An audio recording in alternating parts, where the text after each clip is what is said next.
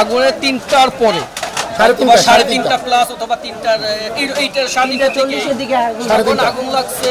আমাদের এখানটা তো বস্তি এলাকা, আমরা রাস্তাঘাট বন্ধ করে রাখছি, ফায়ার সার্ভিস আসার রাস্তা আমরা গাড়ি রাখে বিভিন্ন জিনিস রেখে বন্ধ করে রাখছি, যে কারণে তারা আর সঠিক সময় আসতে পারে নাই।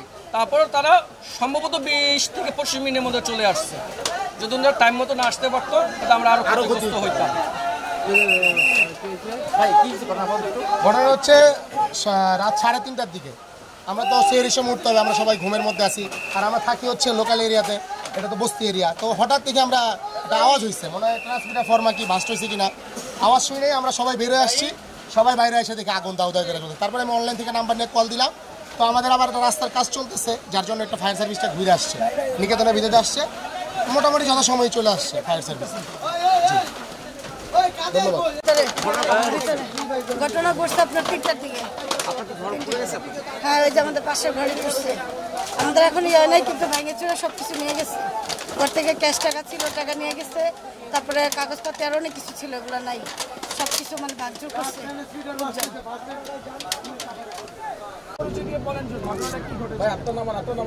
আমি মোহাম্মদ সালেউদ্দিন, উপপরিচালক fire service civil defence Dhaka বিভাগ, ঢাকা। তো আপনাদেরকে ধন্যবাদ জানাচ্ছি এবং ধন্যবাদ জানিয়ে শুরু করছি যে আমরা এই ৭তলা বস্তিতে আগুনের মেসেজ পাই রাত্রে ৩:২০ সময়। তো মেসেজ পাওয়ার ৩:৪০ সময় আমরা মেসেজ পাই। তো এই মেসেজ পাওয়ার সাথে সাথে আমাদের নিয়ারেস্ট যে fire station, Tejgaon fire station, সেটা আসে। সেখান থেকে 3টে ইউনিট আসে প্রথম। আসার পর আগুনের ভয়াবহতা যখন দেখছে, ভয়াবহতা দেখে তারা এই ফার্স্ট রেসপন্ডিং অফিসার সাহায্য চায়।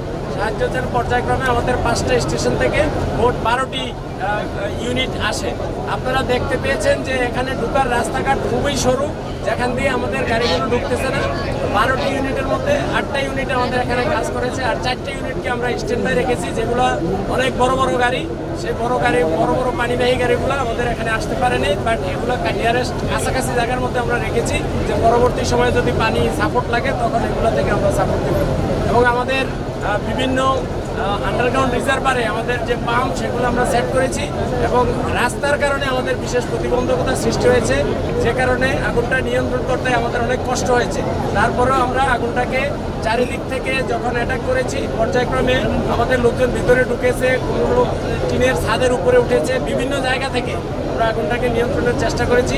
এবং 5:20 সময় আমরা আগুন আমাদের নিয়ন্ত্রণে নিয়ে এসেছি। আগুন এখন আমাদের সম্পূর্ণ নিয়ন্ত্রণে আছে এবং ড্যাম্পিং ডাউন চলছে। আমাদের লোক ভিতরে ঢুকেছে এবং কাজ চলতেছে।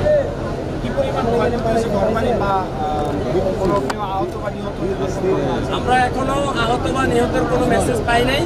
আর ক্ষয়ক্ষতি যেটা বলতে, আমরা এক একজনের কাছে এক এক রকম তথ্য পাচ্ছি, বাট এটা তদন্ত কমিটি হবে, তদন্ত কমিটি অ্যাকচুয়াল তথ্য বের করতে পারবে।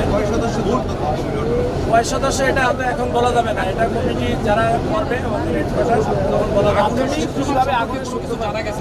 সূত্রপাত সম্পর্কে আমরা তো নির্ভরযোগ্য কোনো তথ্য নাই। কেউ বলছে চুলা থেকে, কেউ বৈদ্যুতিক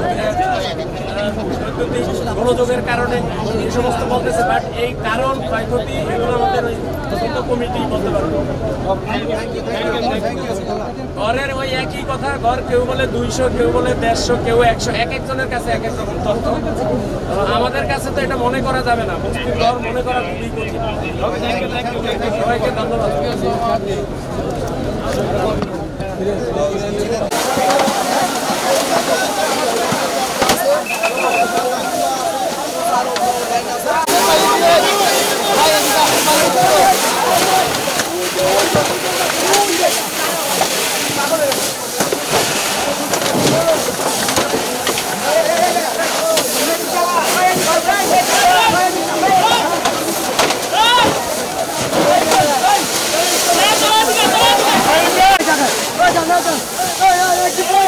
Vai,